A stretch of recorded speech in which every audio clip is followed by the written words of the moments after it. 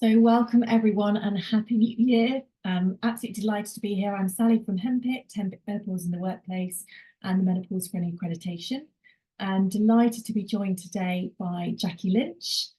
Jackie, I know many of you have been on sessions with Jackie before, but Jackie is a registered nutritional therapist, nutritionist.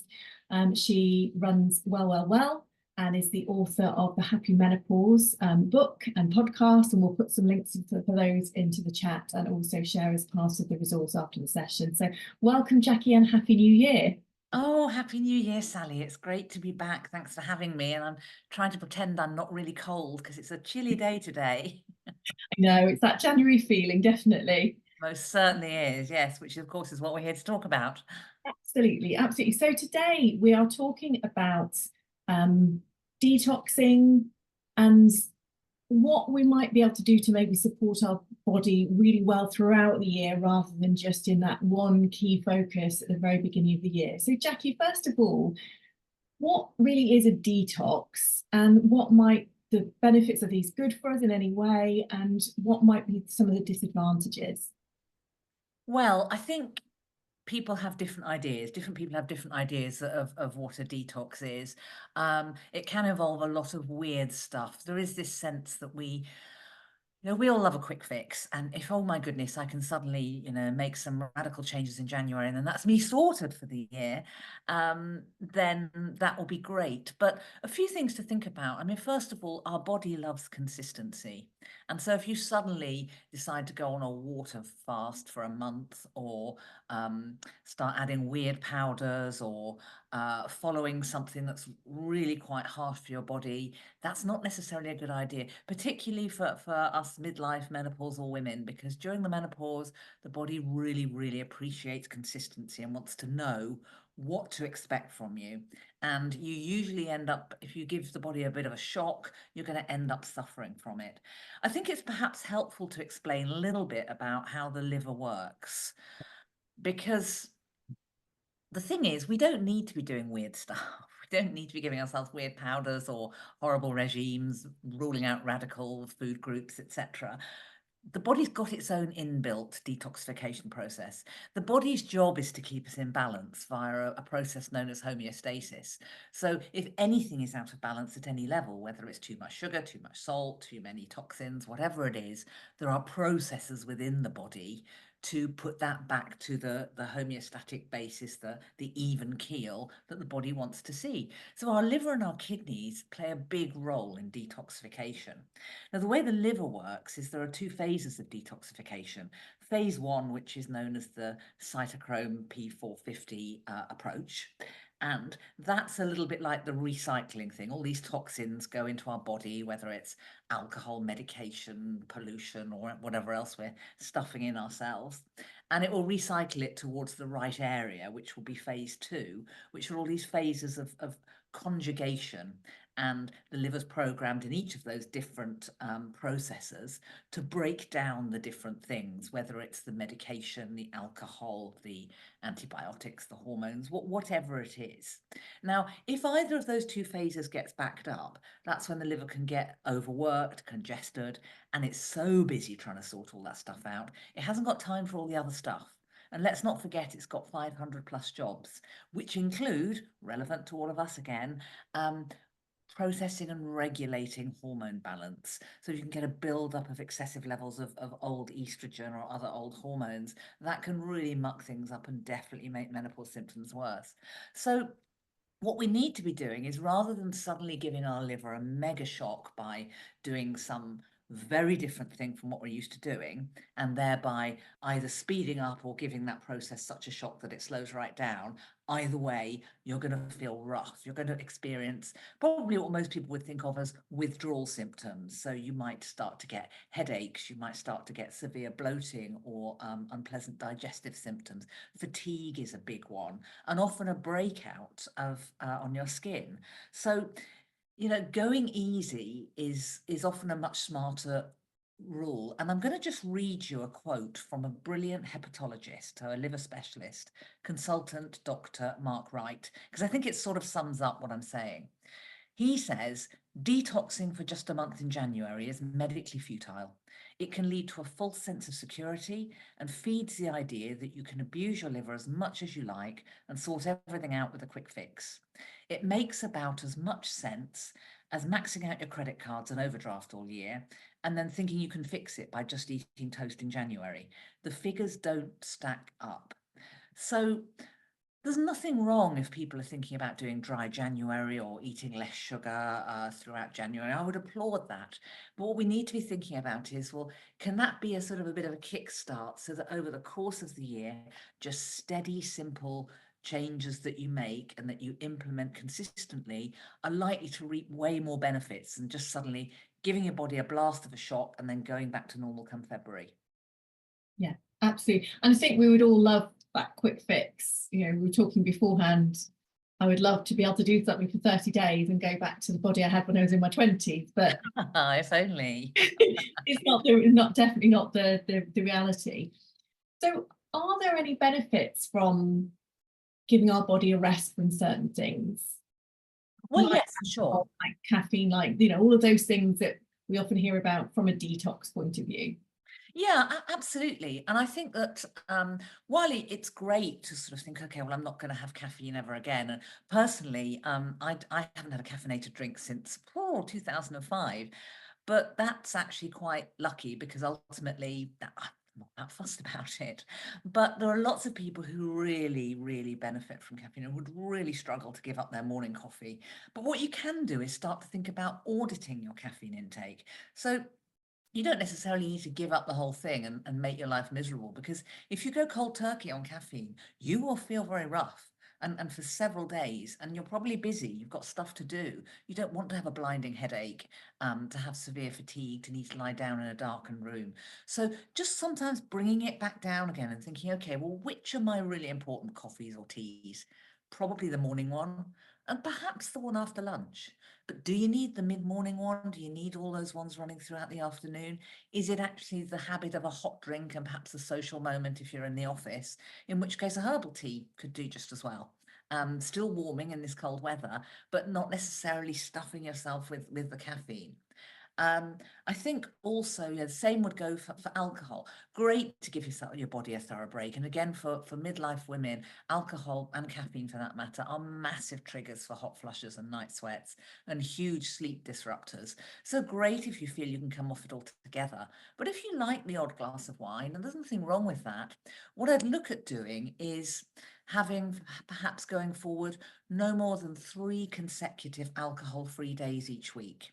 Now, the consecutive bit's important because that's what then gives your liver time to clear the backlog, work through those 2 phases, for example, the phase 1 and phase 2, and actually get on with some of the other really important jobs like fat metabolism, energy production, thyroid hormone production, the storage of vitamin D, the processing of hormones, the regulation of your sugar levels. It's got so many other jobs to do. And if you can free it up a bit, then you're really going to feel the benefits and basically let your clever body get on with doing the job without you thinking, oh, have I got to go and take that weird powder now? Oh my goodness, is it time for another smoothie? So it's about the, as we said in the title, really, the small changes and the consistent changes for big benefits.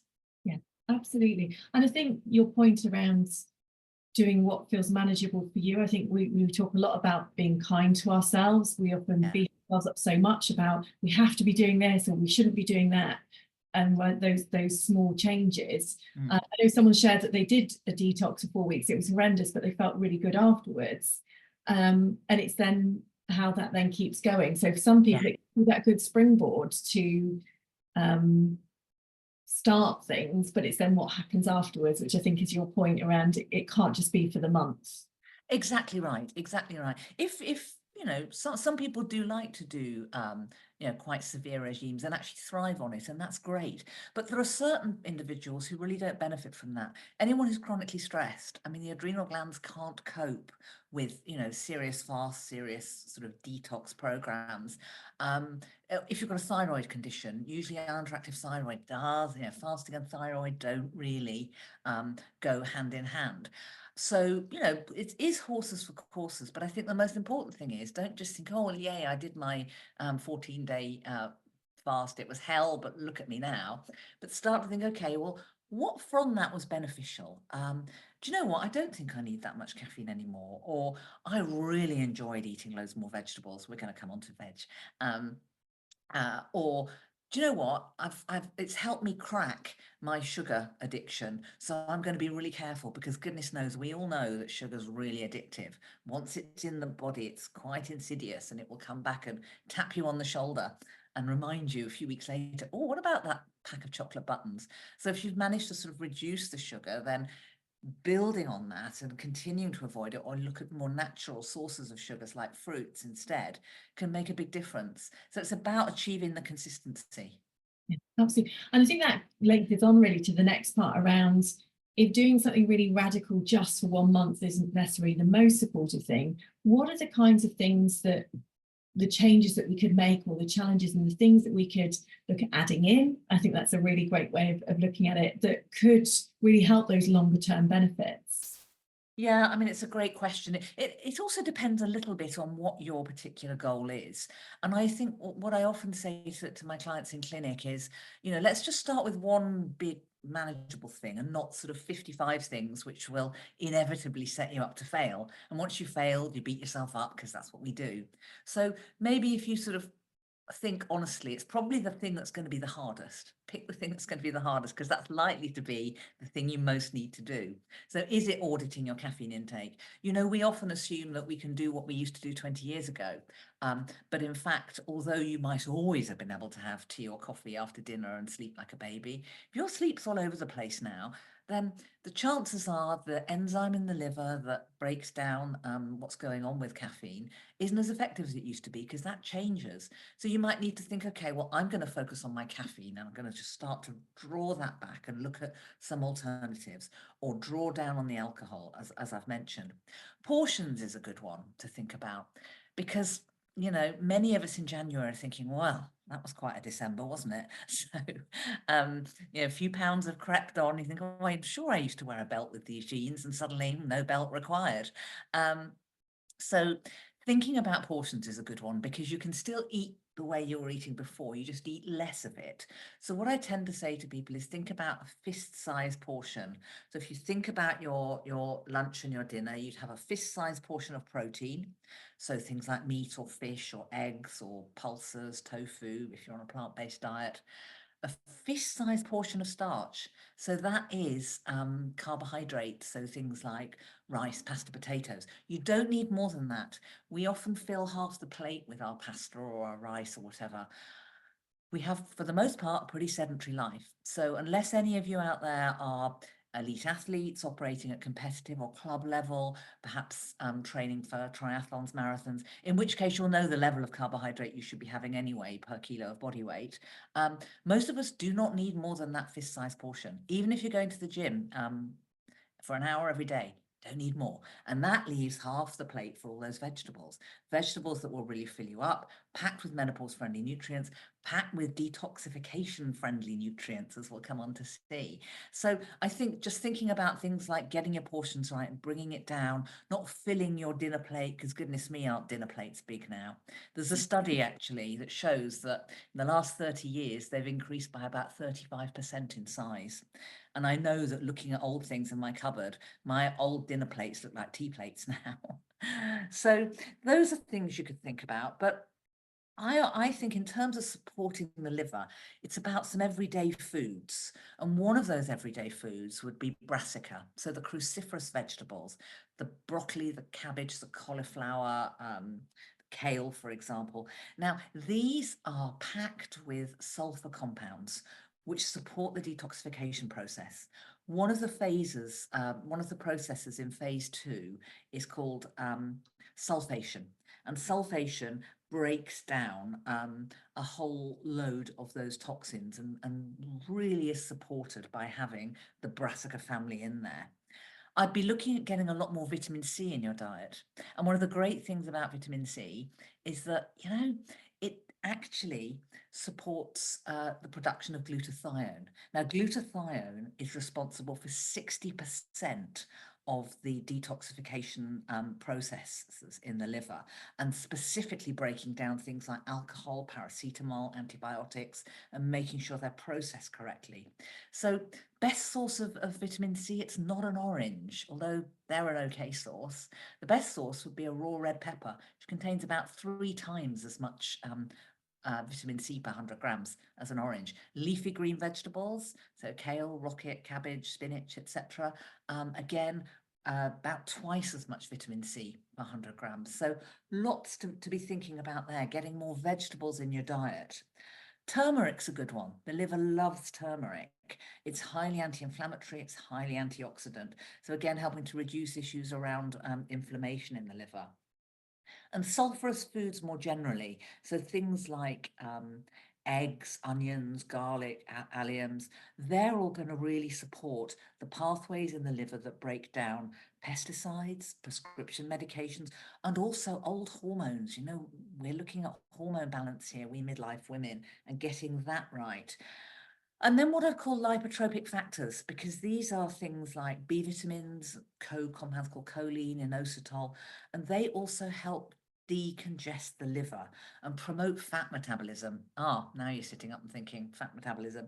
So where do you find that? Well, things like leafy greens. I would say have leafy green vegetables, uh, a handful every day, really supporting that. Eggs are also a great source, and the brassica family again. I saw a question just popped up saying, oh, where do you put turmeric in? Well, turmeric, obviously, if you like Indian food, it's in all Indian food, but you can also stir turmeric into soups and casseroles, for example, very simply.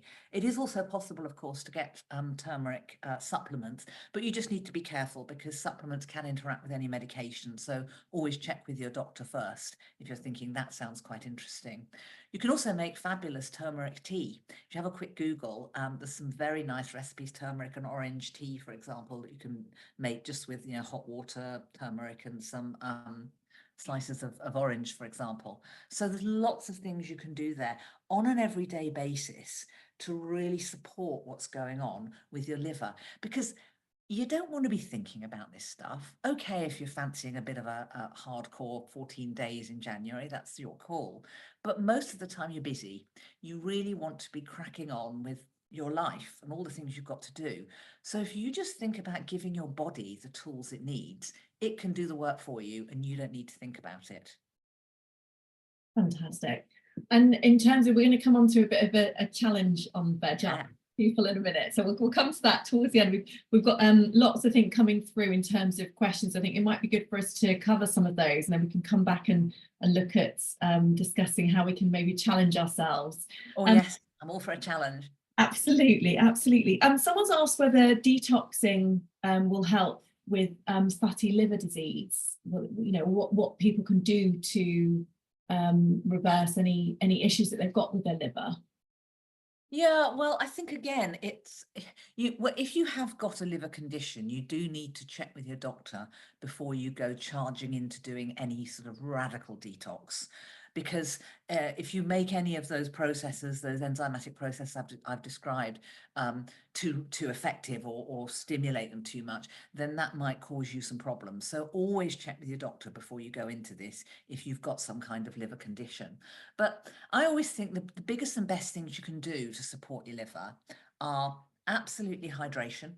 You know, because every body cell, and the liver is no exception, really, you know, thrives on water. We, you know, so much, a massive percentage of the human body is made of water, and we, you know, we thrive on it. So make sure you're drinking a decent amount of water. Definitely the brassica family, as I've mentioned. I mean, honestly, broccoli is just a mega star when it comes to supporting everything in the body, but the liver is a big one. You know, when I was training, we used to joke that if you didn't know the answer in an exam, just put broccoli because it was bound to be right. So I'd be getting, you know, more broccoli or more brassica generally. Things like you know, the kale family, the cabbage and so on. It's a good time for these, you know, it's all in season at the moment. So I would really be looking at that. I think you also need to be being careful about the types of sugar that you're getting in your body, because I talk a lot in my workshops and in my book about blood sugar balance, but that's blood glucose balance. And high levels of fructose can be very harsh on the liver because they're processed heavily in the liver. Now, that doesn't mean you can't eat fruit, but what it does mean is that you need to look at high levels of artificial fructose in soft drinks, for example. Now, that tends to be more in North America than here because a lot of that stuff's actually been banned here. But high levels of high fructose corn syrup, for example, has been associated with issues around non-alcoholic fatty liver disease.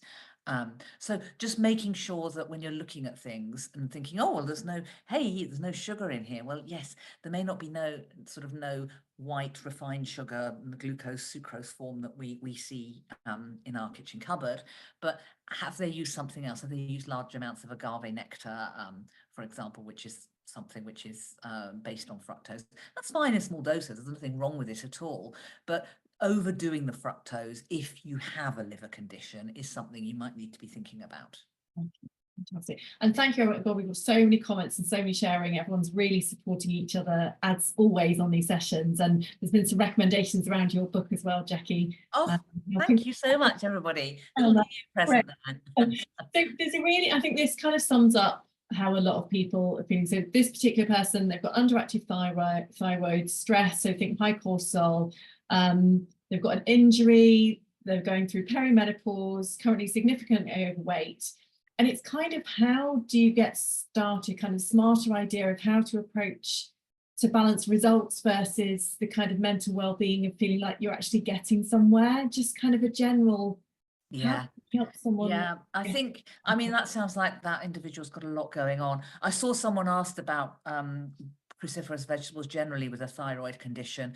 Worth knowing that raw brassica, so raw broccoli, raw cabbage, and also raw spinach, not really recommended in large amounts for people with underactive thyroid because they're what's known as goitrogens, which can slow down the thyroid. But when they're cooked, they're fine. So sort of put that, I hope that puts your mind at rest. I think with someone in that situation, it's about a step at a time. You know, what that old Chinese saying, the longest journey starts with a single step. And thinking about just one thing you could do. Now, you'll know what's going on with your diet. If, for example, you're having an awful lot of sugar, then it might be start thinking about, okay, I'm going to get the biscuits out of the house. I find it much easier when there's nothing in the house. And then perhaps sort of, get your sweet fix from a Satsuma or something instead, and your body will start to adjust to that gradually. Or it might be that you knock out the alcohol because it's a game changer when it comes to sleep, can make a huge difference. So think about that. Or simply say to yourself, I am going to have, and this sort of starts to lead towards my challenge, I'm going to try 2 different vegetables this week on top of the vegetables I normally have. So you're starting to mix it up a bit. Because I think you're not going to be able to do everything at once. You're probably thinking, well, I would go for a walk, but I can't because I've got an injury. So that means, I'm still sitting around. So I think all you can do is start to think, well, change one bit at a time that you can feel in control of. If we feel in control, it's much less stressful. Yeah, absolutely. I think, Jackie, that does lead on to this challenge around how we can really, as you say, kind of, it's that kickstart into how do we start making those changes. So do you want to just talk through your vegetables? Yes. So I am going to challenge you all, my friends, to the 40 fruit and veg challenge. And what you want to do is I want you to have 40 different fruit and vegetable portions over 7 days. I'm launching it on Instagram on Monday and on my Facebook. So I'm at WellWellWell UK if you want to find me there and do it with me. But this is how you do it, basically. Over the course of 7 days, I want you to have 40 different fruit and vegetables. Ideally, I wouldn't want more than 2 fruits a day because we can get a bit crazy on the fruit and it can cause a lot of IBS if you overdo the fruit, in all honesty. When I talk about portions, I mean a fist-sized portion. So if you suddenly make a casserole that's got 10 things in it, but you might have had half a carrot as part of that, that doesn't count. It's proper portions we're talking about.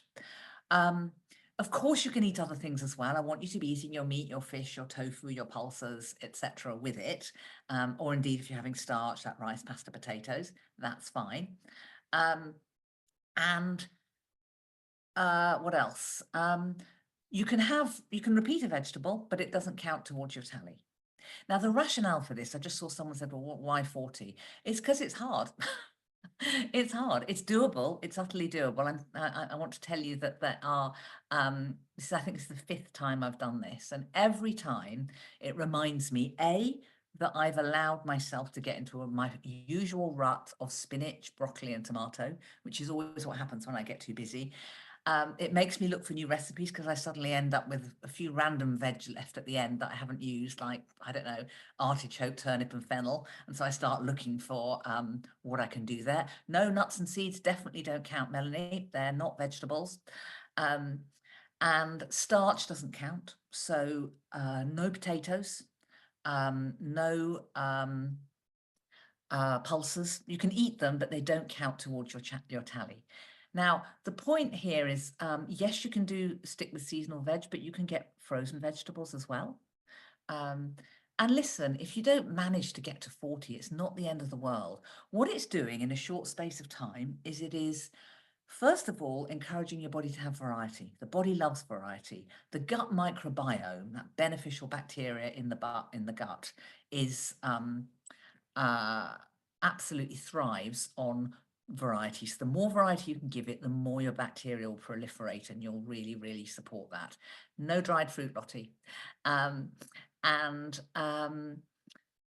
It's just going to mean that you've got that. It's a clever little kickstart. You'll discover new things. You might find, for example, I found last time I did it, I found a great recipe for fennel gratin, which was absolutely delicious. It's become one of my staples. So it's just a way of stretching you, because you could do 30 easily. 40 makes you work a bit harder. So that's what we're looking at. Now, I've seen lots of people saying, oh, but I live alone. So I'm going to tell you I live alone too. And I go to the greengrocers and I buy individual things, and you can do that at the supermarket as well. On Saturday, because I'm starting this on Monday, I'm going to my market and I'm going to get lots of individual bits of vegetables. Yes, my fridge is stuffed at the end, and yes, I repeat things. But I also make sure I get to my 40. And then in the second week, I've got all this lovely vegetable still there, all these dishes that I've made that I can then start to reuse. So it is possible. Listen, if it was easy, it wouldn't be a challenge. But the nice thing is it's not weird. It's ultimately trying to get you to eat more veg. And even if you just get up to 25, then yay, that's probably perhaps 15 more than the variety you're having before. So don't beat yourself up. It's a game, it's a bit of fun, but it's also, with a serious sort of undertone. Yeah, absolutely. And I know Deborah did it last year, and I know she found it a really good challenge to, as you say, remember the vegetables that you don't normally cook and try things that you've maybe not tried before. Exactly right. I think the idea of just that variety, because I know what veg I buy every week. Yeah. Well, yeah, that's it. You're either doing the clicking on the same things if you shop online, or you're just whizzing around mindlessly in the supermarket because you've got to get to the next thing. So you're just grabbing the things you always grab. So it does really, it just helps me. Goodness me, I'm a nutritionist. I know the value of variety, but I get stuck in a rut. So I think it's a really fun way of just thinking, oh, try something different. Absolutely. So just got a final couple of questions. Just one thing that you mentioned around these changes helping to balance out hormones. Just whether you can just expand on that a little bit in terms of how, by looking at the things we talked about in terms of eating more vegetables, looking at our portion sizes, reducing caffeine, reducing alcohol, drinking lots of water, how does that really play a part in our hormones? Okay, in a couple of different ways. In terms of the liver, it means that the liver has actually got the time to focus on processing old hormones and making sure that they get excreted through the gut and they aren't recirculating in the bloodstream, which is going to cause all manner of havoc when your hormones are probably already going all over the place. So that's one thing. The other thing, particularly in relation to sugar and alcohol and caffeine, is that it keeps the blood sugar stable. Because if your blood sugar stays stable, that's good. When your blood sugar crashes, which will happen when you've had too much of any of those things, because what goes up must come down, you release the stress hormones. adrenaline and cortisol. And adrenaline and cortisol directly interfere with the body's plan B, which is to produce a weak form of estrogen post-menopause. Now, if the adrenal glands are too busy producing stress hormones, there's no time for the body's plan B. There's no space. So the hormone balance isn't going to go on in the background. Aside from that, the stimulatory nature of both alcohol and caffeine, they're both direct hormone disruptors. So the more you're bringing these things down, the more your body can get itself back into balance via the homeostasis process I mentioned earlier. Yeah, absolutely. That's fantastic. I think it's just to show that these things that we're doing, they're massive benefit for the body as you're doing them, and that long-term health as well. So thank you very much. There's loads of questions we've not been able to get to, but it's given us some great ideas for future sessions. So we will be back definitely. And yeah, people have shared in the chat and shared your handle as well for. That's brilliant. So come see me and join me and share on how you're getting on, either on Facebook or on Instagram. I can't wait to hear how you're doing with the challenge. That's brilliant. Thank you very much, Jackie, and thank you everyone again for supporting each other and sharing all of your amazing ideas. Thank you.